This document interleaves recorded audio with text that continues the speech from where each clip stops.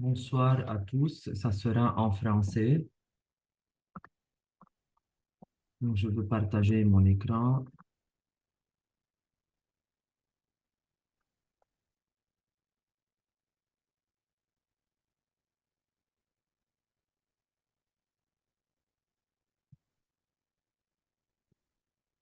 Beyrouth, Ah, attends, s'il vous plaît, oui frère. nous avons des problèmes avec la vieille image.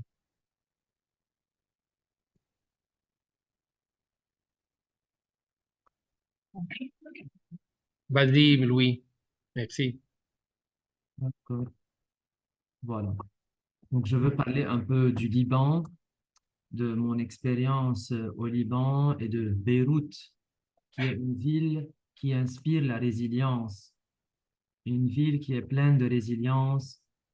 Les habitants de Beyrouth et les Libanais sont une population qui connaît et qui a connu des jours difficiles, mais elle renaît de ses cendres. Sa force de résilience pourra nous enseigner et inspirer d'autres peuples.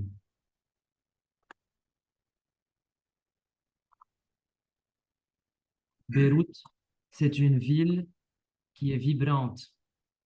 Les rues sont pleines de gens animés et elle bat de vie. Ces carrefours sont des lieux de rencontre et d'échange entre l'Orient et l'Occident. C'est la Beyrouth que nous connaissions avant. Malheureusement, en 2020, une explosion dévastatrice. C'était un choc au début, avec les bruits, les éclats, la peur qui nous ont envahis. Les jours qui ont suivi, nous avons nettoyé avec l'aide des autres, avec l'aide des Lassaliens, avec une tentative de reprendre une vie normale. Nous avons rebâti nos écoles, nous avons rebâti la ville. Et voilà que les cicatrices restent et stigmatisent le pays encore et les habitants. Et voilà que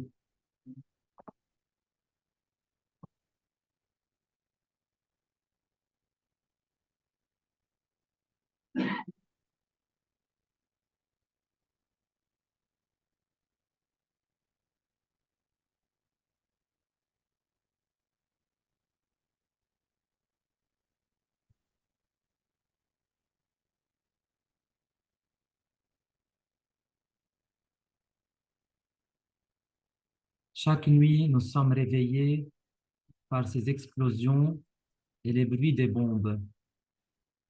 Chaque nuit, beaucoup de personnes ne dorment pas à cause des attaques.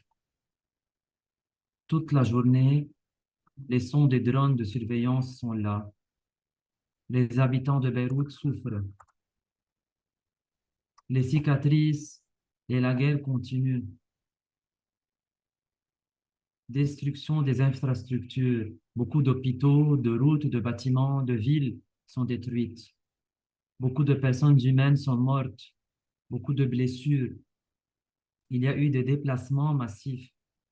Presque 1,2 million personnes déplacées, réfugiées dans leur propre pays. La crise économique s'aggrave. Il y a beaucoup de problèmes sociaux actuellement et politiques entre les communautés. Une peur, mais aussi une entraide entre les chrétiens et les musulmans. Beaucoup de traumatismes psychologiques durables chez beaucoup de la population. Je cite aussi des dégâts écologiques, beaucoup de déforestation, la pollution des eaux, d'écosystèmes, et le Liban est un pays de culture. En plus, l'éducation. Nos écoles ont été obligées à fermer il y a 2 semaines, c'est la troisième semaine presque. Il y a une éruption de la scolarité.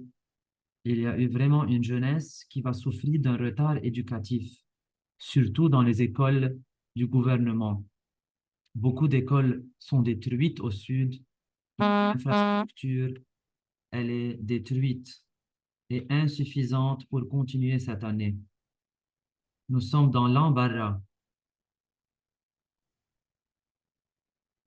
Cette image vient de la BBC.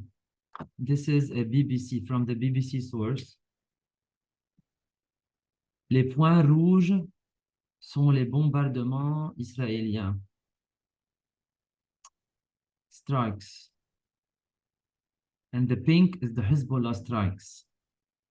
Et cela nous montre la quantité des dégâts sur tout le territoire. L'intensité des frappes israéliennes a augmenté, surtout en septembre. Presque 800 frappes. Et c'est énorme pour un petit pays. Ce sont les lieux un peu concentrés des attaques. Nos écoles, le Sacré-Cœur et Notre-Dame se trouvent très proches des lieux des attaques. Donc, nous sommes forcés à fermer nos écoles ou à vivre dans la peur continuelle si on va rouvrir. Avec tout cela, nous gardons un espoir et nous reprenons l'espoir, comme le cèdre du Liban qui tient toujours. On va renouer avec la normalité. Aujourd'hui et demain, nous avons repris les cours et nous nous prendrons nos cours avec nos jeunes dans les écoles ou bien en ligne pour reconstruire après en espérant quelque chose de mieux et rêver d'un avenir meilleur pour notre pays. Je vous remercie.